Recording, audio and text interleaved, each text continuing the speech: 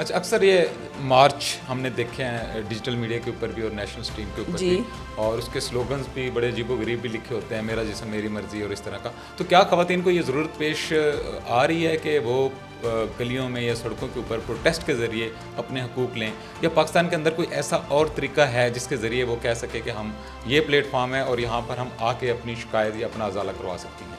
دیکھیں plate forms تو بہت زیادہ ہیں. اب اس طرح تو آپ یہ بھی کہہ سکتے ہیں کہ جی ویمنز ombudsman ہے، آپ کے محتسب ہے، آپ کی اب لیڈی پولیس ہے، لیڈی کے تھانے علیحدہ ہیں.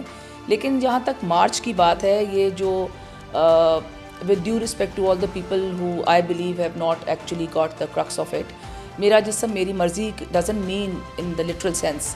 یہ ایک میٹافور ہے کہ میں ایک انسان ہوں، میری ایک اینٹی ہے، میں ایک انسان پہلے ہوں، عورت، لڑکی، ماں، بیوی، بہن بعد میں ہوں.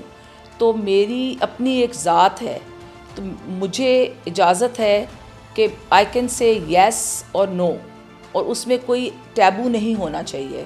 اس کو لٹرل سینس میں جن لوگوں نے لیا ہے، چاہے وہ خواتین ہوں یا وہ مرد حضرات ہوں، وہ غلط ہے. It has got nothing to do with the way you dress up, you talk, you behave. No, I believe it's free will جو کہ ہر انسان کو اللہ تعالیٰ نے بھی دی ہے.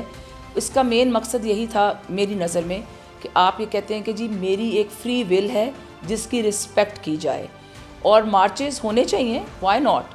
دیکھیں میراتھونز نہیں ہوتی، آپ دیکھیں پوری دنیا میں بھی ہوتی ہیں، ہمارے ملک میں بھی ہوتی ہیں. آپ کسی کاز کے لیے بھی لوگ نکلتے ہیں، رننگ بھی کرتے ہیں، بائکس پہ بھی نکلتے ہیں. تو اس میں تو کوئی حرج نہیں ہے، لیکن اس کو غلط مطلب نہیں دینا چاہیے اور اس کو غلط طرف لے کے نہیں جانا چاہیے، چاہے وہ خواتین ہوں چاہے مرد حضرات ہوں.